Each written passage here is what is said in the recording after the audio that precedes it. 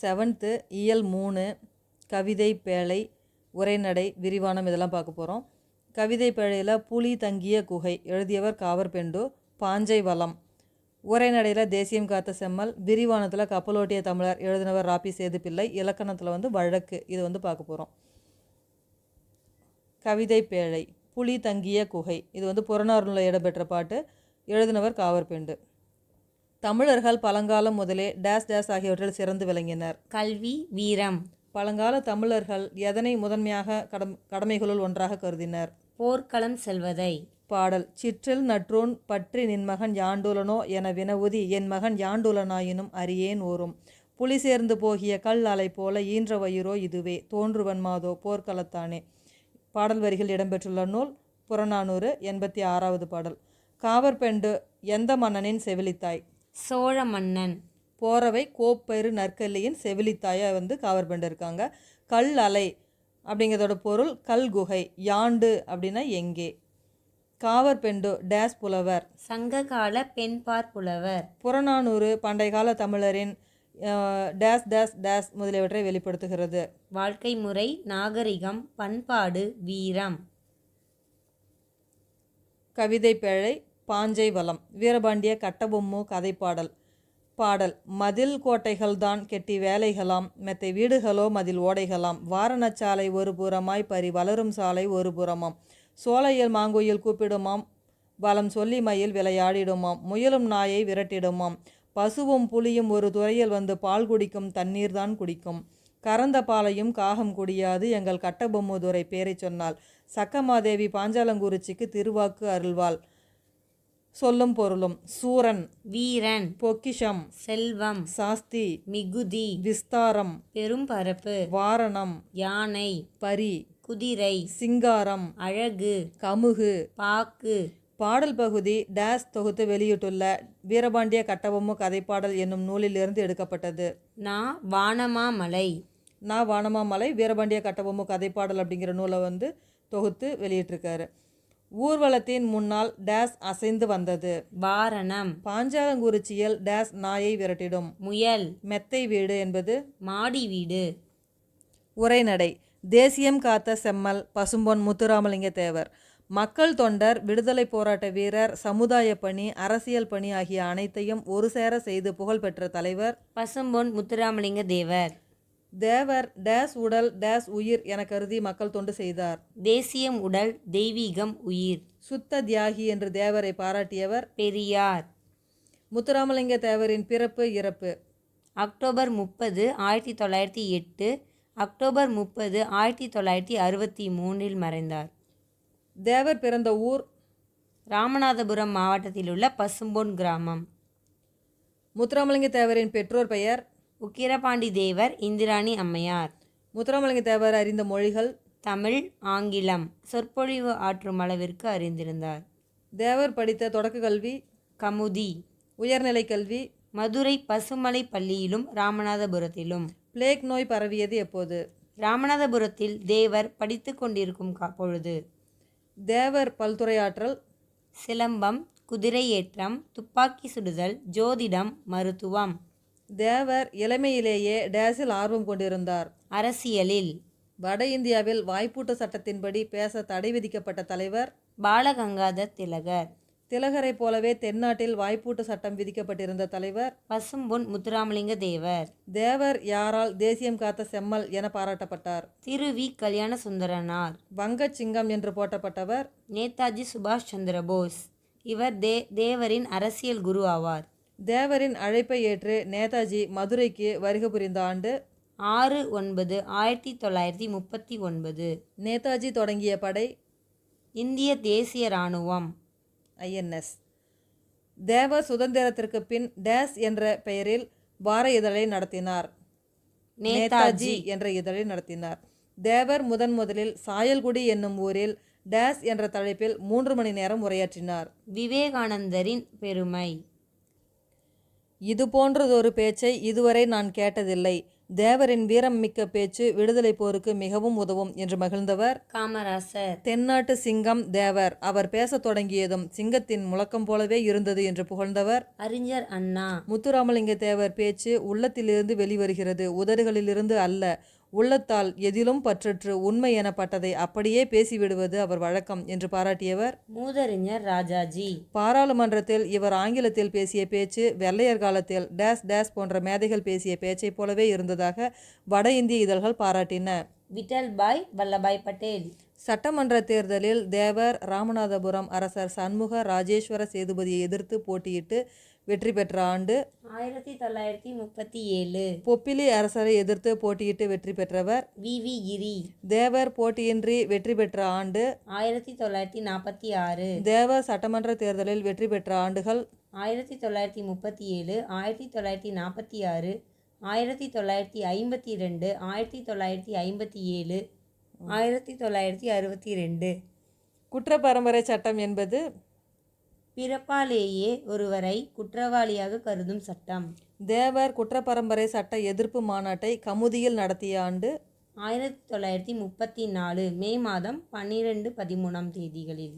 குற்றப்பரம்பரை சட்டம் நீக்கப்பட்ட ஆண்டு 1948. தேவர் மதுரை வைத்தியநாத ஐயர் கோவிலில் நுழைவுப் போராட்டம் நடத்த திட்டமிட்ட ஆண்டு 1939 ஜூலை 8.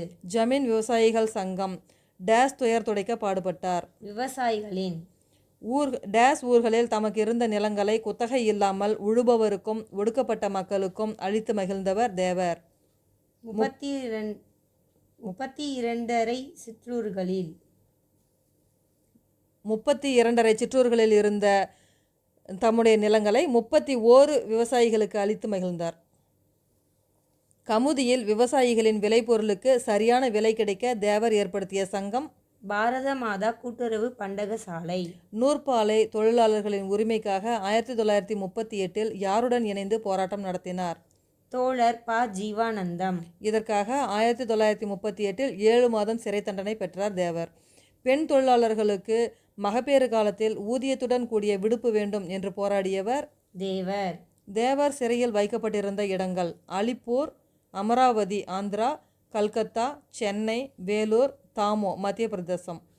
2ஆம் உலகப் போர் சமயத்தில் மத்திய பிரதேசத்தின் தாமோ என்ற டேஸ் சிறையில் தேவரை அடைத்து போர் முடிந்த பின்னர் விடுதலை செய்தனர். இராணுவ சிறையில் தாமோ நகரம். தேவர் வாழ்ந்த நாட்கள் 20,075 நாட்கள் வாழ்ந்தார். சுதந்திர போராட்டத்திற்காக சிறையில் கழித்த நாட்கள் தம்முடைய வாழ்நாளில் 1/5 நாட்கள். 4000 நாட்கள் சிறையில் கழித்தார். பெண்களை தெய்வமாக மதித்து போற்றியவர். தேவர் பர்மா சென்ற ஆண்டுகள் 1936, 1955 2 முறை சென்றார். பர்மாவில் புத்த பிட்சுகளில் உயர்ந்தவர்களுக்கு பெண்கள் தங்கள் கூந்தலை நடைபாதையில் விரித்து வரவேற்பது வழக்கம். அதனை மறுத்து தேவர் கூறியது, இது பெண்களை இழிவுபடுத்துவதாக உள்ளது என கூறி மறுத்தார். இந்திய தாயின் நன்மகனாக விளங்கியவர் தேவர். விரிவானம் கப்பலோட்டிய தமிழர். தென்னாட்டு துறைமுகம் தூத்துக்குடி 300 ஆண்டுகள் பழமையானது. இதனை கொற்கை பெருந்துறை முத்துவளம் கொளித்ததாக இருந்தது. இங்கு பாண்டியர் தம்முடைய மீன்கொடி செய்து ஆட்சி செய்தனர். வசையொழிய வாழ்வாரே வாழ்வார் என்பது வள்ளுவர் வாய்மொழி. வ.உ.சி. தொடங்கிய கப்பல் கம்பெனி சுதேசி கப்பல் கம்பெனி சுதேசி நாவாய்ச் சங்கம் என்று 1906ஆம் ஆண்டு நிறுவப்பட்டது.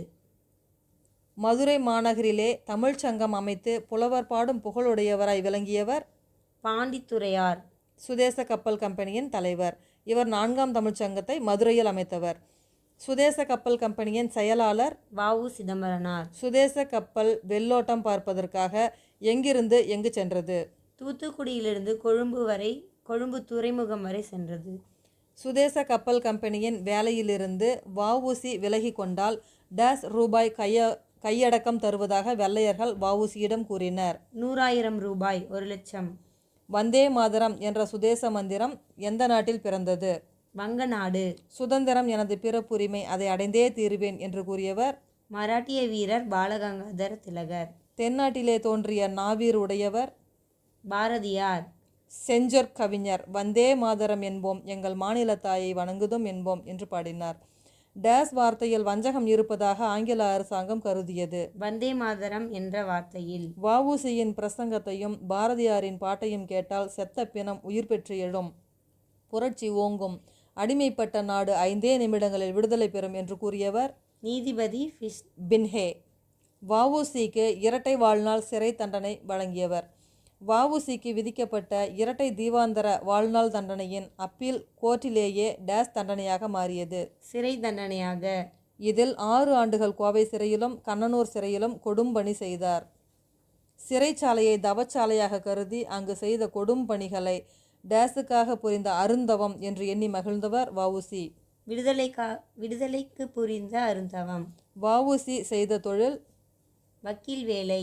சிறைச்சாலையில் செக்கிழுத்த துயரத்தை மாற்றியது என் செந்தமிழன்றோ, கைத்தோல் ஊறிய கடும்பணி புரிந்தபோது என் கண்ணீரை மாற்றியது கன்னித் தமிழன்றோ, தொல்காப்பியத்தை படித்து படித்து என் தொல்லையெல்லாம் மறந்தேன், இந்நிலையை கற்று என் இன்னல்களையெல்லாம் வென்றேன் என்று வஉசி பேசியதாக எழுதியவர் ராபி சேதுப்பிள்ளை கடற்கரையினிலே நூலில் எழுதியுள்ளார். ஆங்கில மொழியில் ஆலன் என்பவர் இயற்றிய அறிவு நூல்களுள் ஒன்று மனம்போல் வாழ்வு என்ற பெயரில் இதனை தமிழில் மொழிபெயர்த்தார் வஉசி. வஉசி எழுதிய சிறு நூல்கள் மெய்யறிவு, மெய்யறம், பாயக் காண்பது சுதந்திர வெள்ளம், பணியக் காண்பது வெள்ளையர் உள்ளம் என்று வஉசி பாடுவதாக எழுதியவர் ராபி சேதுப்பிள்ளை. ராபி சேதுப்பிள்ளையின் பன்முக தன்மைகள். தமிழறிஞர், வழக்குரைஞர், எழுத்தாளர், மேடை பேச்சாளர். ராபி சேதுப்பிள்ளையின் சிறப்பு பெயர் சொல்லின் செல்வர். சொல்லின் செல்வன் என்று அழைக்கப்படுபவர் அனுமன். செய்யுளுக்கே உரிய எதுகை, மோனை என்பவற்றை உரைநடைக்குள் கொண்டு வந்தவர் ராபி சேதுப்பிள்ளை. ராபி சேதுப்பிள்ளையின் எந்த நூல் இந்திய அரசின் சாகித்ய அகாடமி விருது பெற்றது? இது அவருடைய முதல் நூலாகும். தமிழின்பம் என்ற நூல் 1955 விருது பெற்றது. சாகித்ய அகாடமி விருது பெற்றது. ராபி சேதுப்பிள்ளை இயற்றிய நூல்கள் ஆற்றங்கரையினிலே, கடற்கரையினிலே, தமிழ் விருந்து, தமிழகம் ஊரும் பேரும், மேடை பேச்சு, தமிழின்பம். வஉசி பேசுவதாக அமைந்த நம் பாடப்பகுதி கப்பலோட்டிய தமிழர் இந்த இடம்பெற்றுள்ள நூல் கடற்கரையினிலே. இயல் 3 இலக்கணம். வழக்கு. எழுத்திலும் பேச்சிலும் சொற்களை பயன்படுத்தும் முறைக்கு டேஸ் என்று பெயர். வழக்கு. வழக்கின் வகைகள் 2. இயல்பு வழக்கு, தகுதி வழக்கு. இயல்பு வழக்கு என்பது ஒரு பொருளை அதற்கே உரிய இயல்பான சொற்களால் குறிப்பிடுவது. இயல்பு வழக்கின் வகைகள் இலக்கணமுடையது, இலக்கண போலி, மறு. இலக்கண நெறி மாறாமல் முறையாக அமைந்த சொல் இலக்கணமுடையது. எடுத்துக்காட்டு நிலம், மரம், வான், எழுது. இலக்கண முறைப்படி அமையாவிட்டாலும் இலக்கணமுடையவை போலவே ஏற்றுக்கொள்ளப்படும் சொற்கள் டேஸ் எனப்படும். இலக்கண போலி. முன் பின்னாக தொக்க போலி என்றும் கூறுவர். இலக்கணமுடையது இல் முன் என்பது இலக்கண போலி முன்றில். இலக்கணமுடைய சொல் கிளை நுனி என்பது இலக்கண போலியை நம்ம நுனிக்கிளை அது மாதிரி சொல்கிறோம். நகர்ப்புறம் இலக்கணமுடைய சொல் நம்ம இதை புறநகர் அப்படின்னு இலக்கண போலியாக சொல்கிறோம். இதையும் இலக்கண முறைப்படி ஏற்றுக்கிறோம். வாய்க்கால் இதை கால்வாய் அப்படி சொல்கிறோம். சதை அப்படிங்கிறத தசைன்னு சொல்கிறோம். இல்வாய் அப்படிங்கிறத வாயில். வாசல் அப்படிங்கிறது இதனுடைய மருவோ சொல்லாக இருக்குது. இலக்கண நெறியில் இருந்து பிறழ்ந்து சிதைந்து வழங்கும் சொற்கள் டேஸ் எனப்படும். மரு. தஞ்சாவூர் இதை தஞ்சை அப்படின்னு மரு செஞ்சு சொல்கிறோம். திருநெல்வேலியை நெல்லைன்னு சொல்கிறோம். சோழ நாட்டை சோனாடு அந்த மாதிரி சொல்கிறோம். இது எல்லாமே மரு சொற்கள். ஏதேனும் ஒரு காரணத்தால் பிறரிடம் சொல்ல தகுதியற்ற சொற்களை தகுதியான வேறு சொற்களால் குறிப்பிடுவது டேஸ் ஆகும். தகுதி வழக்கு. தகுதி வழக்கின் வகைகள் 3. இடக்கரடக்கல், மங்களம், குழுக்குறி. பிறரிடம் வெளிப்படையாக சொல்லத்தகாத சொற்களை தகுதியுடைய வேறு சொற்களால் கூறுவது இடக்கரடக்கல். கால் கழுவி வந்தான், குழந்தை வெளியே போய்விட்டது, இதெல்லாம் இடக்கரடக்கல்குரிய சொற்கள். மங்களம் இல்லாத சொற்களை மங்களமான வேறு சொற்களால் குறிப்பது மங்களம். ஓலை அப்படிங்கிறத திருமுகம் அப்படிங்கிற சொல்லால் சொல்கிறோம். கருப்பு ஆடு அதனே வெள்ளை ஆடுன்னு சொல்கிறோம். விளக்கை அணை அப்படின்னு சொல்கிறது விளக்கை குளிரவை அப்படின்னு சொல்கிறோம். சுடுகாடு இதை நன்காடு அப்படின்னு சொல்கிறோம். ஒரு குழுவினர் ஒரு பொருள் அல்லது செயலை குறிக்க தமக்குள் பயன்படுத்தி கொள்ளும் சொற்கள் இதை குழு குறி அப்படின்னு சொல்லுவாங்க. இதை பொற்கொல்லர் பயன்படுத்தக்கூடிய சொல்லு பொன் அப்படிங்கிறத பரி அப்படின்னு சொல்கிறாங்க. இதை பொற்கொல்லர் தான் பயன்படுத்துகிறாங்க. ஆடை அப்படிங்கிறத காரை இப்படின்னு சொல்கிறோம். இது யானைப்பாகர் பயன்படுத்துகிற சொல். டேஸ் டேஸ் டேஸ் மூன்றும் ஒரு சொல்லுக்கு மாற்றாக வேறு சொல்லை பயன்படுத்தும் முறைகளாகும். இடக்கரடக்கல் நாகரிகம் கருதி மறைமுகமாக பயன்படுத்துவது. மங்களம் மங்களமற்ற சொற்களுக்கு பதிலாக பயன்படுத்துவது. குழுக்குறி ஒரு குழுவுக்கு மட்டும் புரியும் வகையில் சொல்லக்கூடிய சொல். அடுத்தது போலி. அறம் செய்ய விரும்பு என்பது யாருடைய வாக்கு? ஔவையார். அரண் வலியுறுத்தல் திருக்குறள் அதிகாரங்களுள் ஒன்று. சொல்லின் முதலிலோ இடையிலோ இறுதியிலோ இயல்பாக இருக்க வேண்டிய ஓர் எழுத்திற்கு பதிலாக வேறு ஓர் எழுத்து இடம்பெற்றாலும் அதே பொருளை தருவது போலி எனப்படும். போலியின் வகைகள் 3. முதற்போலி, இடைப்போலி, கடைப்போலி. முதற்போலி இதை பசல், பைசல் அப்படின்னு சொல்கிறோம். மஞ்சு, மைஞ்சு. இடைப்போலி அமைச்சு, அமைச்சு. அரையர், அரையர். கடைப்போலி அகம், அகன். பந்தல், பந்தர். சொல்லின் அனைத்து எழுத்துக்களும் வேறுபட்டாலும் பொருள் மாறுபடாமல் இருப்பது முற்றுப்போலி. 5 5 அப்படிங்கிற சொல்லால் சொல்கிறோம். அடுத்தது தொடர். ஒரு தொடரில் இடம்பெறும் பகுதிகள் எத்தனை? 3 பகுதிகள். எழுவாய், பயனிலை, செயல்படு பொருள். ஒரு தொடரில் யார், எது, எவை என்ற வினாக்களுக்கு விடையாக அமைவது எழுவாய். நீலன் பாடத்தை படித்தான். பாரி யார்? புலி ஒரு விலங்கு. ஒரு தொடரை வினை, வினா, பெயர் ஆகியவற்றுள் ஏதேனும் ஒன்றை கொண்டு முடித்து வைப்பது பயனிலை. கரிகாலன் கல்லணையை கட்டினான். இது ஒரு வினை சொல்ல இருக்கு. கரிகாலன் யார் அப்படிங்கிறது வினா சொல்ல இருக்கு. கரிகாலன் ஒரு மன்னன். இது ஒரு பெயர் சொல். ஒரு தொடரில் யாரை, எதை, எவற்றை எனும் வினாக்களுக்கு விடையாக வருவது செயப்படு பொருள். நான் கவிதையை படித்தேன். என் புத்தகத்தை எடுத்தது யார்? நெல்லிக்கனியை தந்தவர் அதியமான். குறிஞ்சிப்பாட்டை எழுதியவர் கபிலர். மொழியை ஆள்வோம். மூதறிஞர் ராஜாஜி. வீரமங்கை வேலுநாச்சியார். பாஞ்சாலங்குறிச்சி வீரன். வீரபாண்டிய கட்டபொம்மன். வெள்ளையரை எதிர்த்த தீரன். தீரன் சின்னமலை. கொடி காத்தவர். திருப்பூர் குமரன். தில்லையாடியின் பெருமை. வள்ளியம்மை. கப்பலோட்டிய தமிழர். வ.உ.சி. தமிழ் தாத்தா. உ.வே.சா. பாட்டுக்கு ஒரு புலவன். பாரதியார். விருதுப்பட்டி வீரர். காமராசர். கல்லுக்கடி மறியல் பெண்மணி. நாகம்மையார். மணியாட்சியின் தியாகி. வாஞ்சிநாதன். கலைச்சொற்கள். கதைப்பாடல். பேலட். துணிவு. கரேஜ். தியாகம். சாக்ரிஃபைஸ். அரசியல் மேதை. Political genius. பேச்சாற்றல். எலுக்யூஷன்.